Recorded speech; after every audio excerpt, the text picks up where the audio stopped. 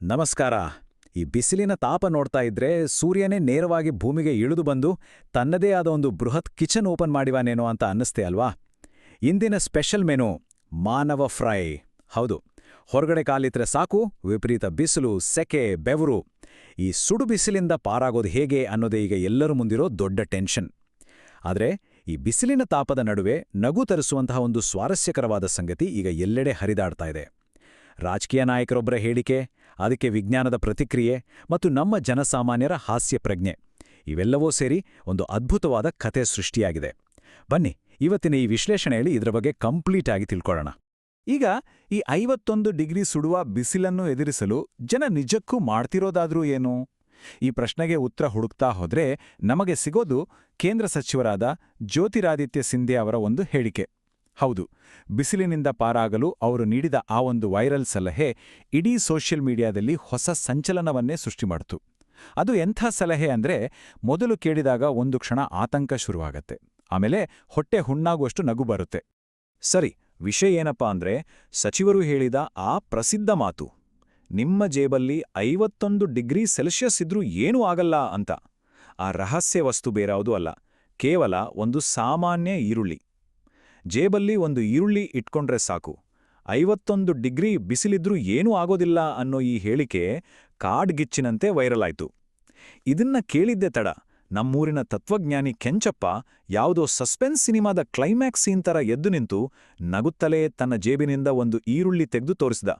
ನೋಡ್ರಪ್ಪ, ನನಗೂ ಈ ಟಾಪ್ ಸೀಕ್ರೆಟ್ ಗೊತ್ತು ಅಂತವನು ಹೇಳಿದ್ದಾಗ ಅಲ್ಲಿದ್ದವರೆಲ್ಲ ದಂಗಾಗಿ ಹೋದ್ರು.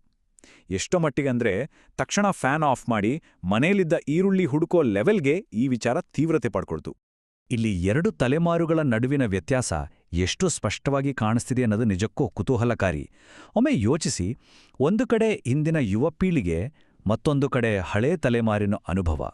ಸಚಿವರು ತಮ್ಮ ಭಾಷಣದಲ್ಲಿ, ನಾನು ನೋಡಲು ಯಂಗ್ ಬಾಯ್ ಥರ ಕಾಣಬಹುದು, ಆದರೆ ನನ್ನ ಆತ್ಮ ಹಳೆಯ ಸ್ಟಾಕ್ ಅಂತ ಹೇಳ್ತಾ ಇಂದಿನ ಮಕ್ಕಳು ಜೇಬಲ್ಲಿ ಮೊಬೈಲ್ ಇಡ್ತಾರೆ, ಆದರೆ ತಾವು ಈರುಳ್ಳಿ ಇಡೋದಾಗೆ ಹೇಳಿದ್ರು.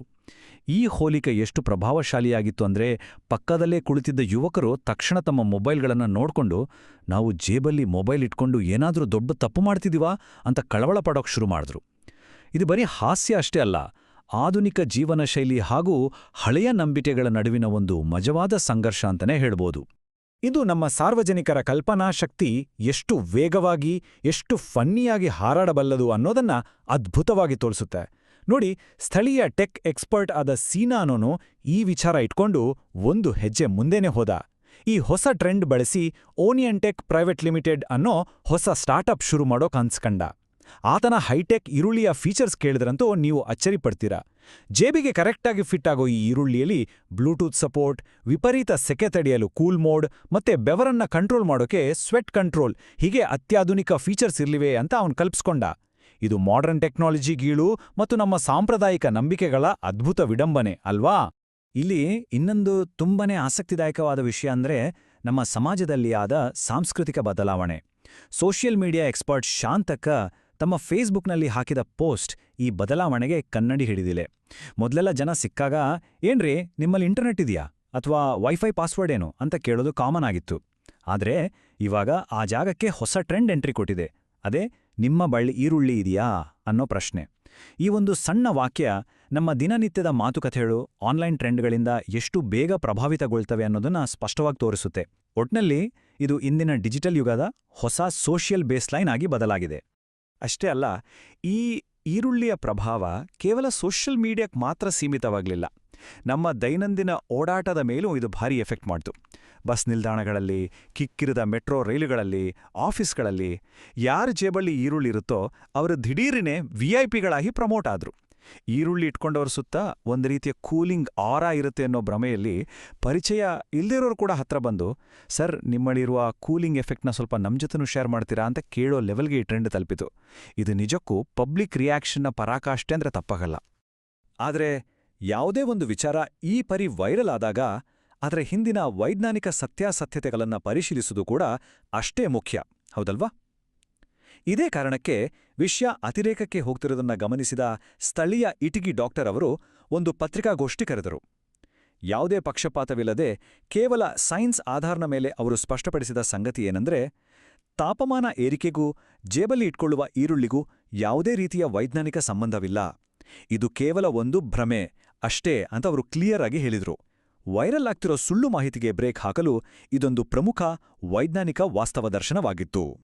ಆದರೆ ವಿಜ್ಞಾನ ಮತ್ತು ವಾಸ್ತವಗಳನ್ನು ನಮ್ಮ ಜನ ಹೇಗೆ ತಗೋತಾರೆ ಅನ್ನೋದೇ ಇಲ್ಲಿನ ಅಸಲಿ ಮಜಾ. ಡಾಕ್ಟರ್ ಅವರು ಅಷ್ಟು ಸ್ಪಷ್ಟವಾಗಿ ಸೈಂಟಿಫಿಕ್ ಆಗಿ ಎಕ್ಸ್ಪ್ಲೈನ್ ಮಾಡಿದ್ರೂ ಸಾರ್ವಜನಿಕರ ರಿಯಾಕ್ಷನ್ ಮಾತ್ರ ಕಂಪ್ಲೀಟಾಗಿ ಉಲ್ಟಾಯಿತು. ಜನರಿಗೆ ವಿಜ್ಞಾನಕ್ಕಿಂತ ವೈರಲ್ ಆದ ಮೀಮ್ ಮತ್ತು ತಮಾಷೆನೇ ಹೆಚ್ಚು ಇಷ್ಟ ಆಯಿತು. ಡಾಕ್ಟರ್ ಹೇಳಿದ ಮಾತನ್ನ ಒಂದು ಕಿವಿಯಿಂದ ಕೇಳಿ ಮತ್ತೊಂದು ಕಿವಿಯಿಂದ ಆರಾಮಾಗಿ ಹೊರಹಾಕಿದ್ರು. ಅಷ್ಟೇ ಅಲ್ಲ, ತಮಗೆ ಬಿಸಿಲಿನಿಂದ ಇನ್ನೂ ಜಾಸ್ತಿ ಪ್ರೊಟೆಕ್ಷನ್ ಸಿಗ್ಲಿ ಅಂತ ಒಂದು ಈರುಳ್ಳಿಯ ಬದಲು ಜೇಬಿಗೆ ಇನ್ನೊಂದು ಈರುಳ್ಳಿನ ಎಕ್ಸ್ಟ್ರಾ ಸೇರಿಸ್ಕೊಂಡು ತಮ್ಮ ಪಾಡಿಗೆ ತಾವು ಓಡಾಡಕ್ಕೆ ಶುರು ಮಾಡಿದ್ರು.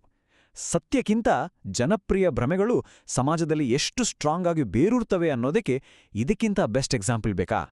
ಹಾಗಾಗಿ ಇಲ್ಲಿನ ಅತಿ ಮುಖ್ಯವಾದ ಪಾಯಿಂಟ್ ಏನಂದ್ರೆ, ಈ ಒಂದು ಸಣ್ಣ ಹೇಳಿಕೆ ಎಷ್ಟು ಫಾಸ್ಟ್ ಆಗಿ ಒಂದು ದೊಡ್ಡ ಸಾಮಾಜಿಕ ವಿದ್ಯಮಾನವಾಗಿ ಬೆಳೀತು ಅನ್ನೋದು.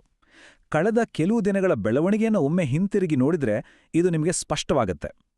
ಮೊದಲನೇ ದಿನ ಬರೆಯೊಂದು ವೈರಲ್ ಕೋಟ್ ಆಗಿ ಶುರುವಾದದ್ದು ಕೇವಲ ಒಂದು ವಾರದಲ್ಲಿ ಮೆಟ್ರೋ ಬಸ್ಗಳಲ್ಲಿ ಜನರನ್ನ ಈರುಳ್ಳಿ ವಿಐಪಿಗಳನ್ನಾಗಿ ಮಾಡ್ತು. ಪಾರ್ಕ್ನಲ್ಲಿ ವಾಕಿಂಗ್ ಮಾಡೋರ ಮಾತುಗಳನ್ನ ಕೇಳಿದ್ರೆ ಮುಂದಿನ 1 ತಿಂಗಳಲ್ಲಿ ಇದು ಎಲ್ಲಿಗೆ ಹೋಗಿ ತಲುಪಬಹುದು ಅನ್ನೋ ಸುಳಿವು ಸಿಗತ್ತೆ. ಅಂದ್ರೆ ಜನ ಶಾಪಿಂಗ್ ಮಾಲ್ಗಳಿಗೆ ಹೋಗಿ, ಬಾಸ್, ಈ ಈರುಳ್ಳಿಗೆ ಎಷ್ಟು ದಿನಗಳ ಕೂಲಿಂಗ್ ಗ್ಯಾರಂಟಿ ಇದೆ, ವಾರಂಟಿ ಪೀರಿಯಡ್ ಎಷ್ಟು ಅಂತ ಕೇಳೋ ದಿನಗಳು ದೂರವಿಲ್ಲ ಅನ್ನೋ ತಮಾಷೆ ಚರ್ಚೆಗಳು ಶುರುವಾಗಿವೆ.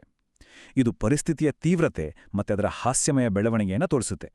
ನಾವು ಈ ವಿಶ್ಲೇಷಣೆಯ ಕೊನೆಯ ಘಟ್ಟಕ್ಕೆ ಬಂದಿದ್ದೀವಿ. ಇಡೀ ಈ ವಿದ್ಯಮಾನವನ್ನ ನಮ್ಮೂರಿನ ಕೆಂಚಪ್ಪ ತನ್ನದೇ ಆದ ವಿಶಿಷ್ಟ ಶೈಲಿಯಲ್ಲಿ ಒಂದೇ ವಾಕ್ಯದಲ್ಲಿ ಅದ್ಭುತವಾಗಿ ಸಾರಾಂಶ ಮಾಡಿದ್ದಾನೆ. ಅದೇನಂದ್ರೆ, ಮನೆಯಲ್ಲಿ ಎಸಿ ಇದ್ದವನು ಕೇವಲ ಶ್ರೀಮಂತನಾಗಿರಬಹುದು, ಆದರೆ ಜೇಬಲ್ಲಿ ಈರುಳ್ಳಿ ಇದ್ದವನು ನಿಜವಾದ ವಿಜ್ಞಾನಿ.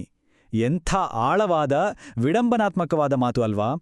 ಒಂದು ಸಾಮಾನ್ಯ ರಾಜಕೀಯ ಹೇಳಿಕೆ ಜನರ ಬಾಯಿಂದ ಬಾಯಿಗೆ ಹರಡಿ ಸೋಷಿಯಲ್ ಮೀಡಿಯಾದಲ್ಲಿ ನಾನಾ ರೂಪ ಪಡ್ಕೊಂಡು ಕೊನೆಗೆ ಒಂದು ಸಾಂಸ್ಕೃತಿಕ ವಿಜ್ಞಾನವಾಗಿ ಹೇಗೆ ಬದಲಾಗತ್ತೆ ಅನ್ನೋದನ್ನ ಇದು ಸೂಪರ್ ಆಗಿ ನಿರೂಪಿಸುತ್ತೆ.